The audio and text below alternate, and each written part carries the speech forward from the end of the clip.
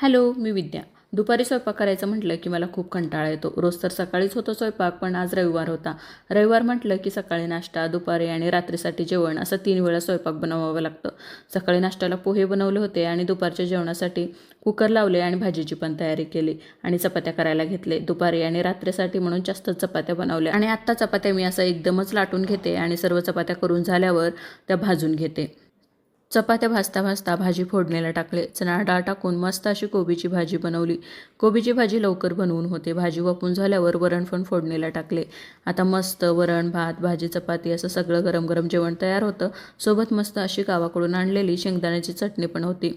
कोबीची भाजी गरम गरम छान लागते म्हणून लगेच जेवायला बसलो. आज सुट्टी होती म्हणून सकाळीच मिस्टरांकडून चटई धुवून घेतली आणि त्यांची बॅग पण मी धुवून टाकली होती सकाळी. आणि आता अनन्या श्राव्याच्या शाळा देखील चालू होतील म्हणून कालच मी ह्या त्यांच्या बॅगा धुतल्या होत्या, पण ऊन काही नाही त्यामुळे अजून काही त्या सुकलेल्या नाही.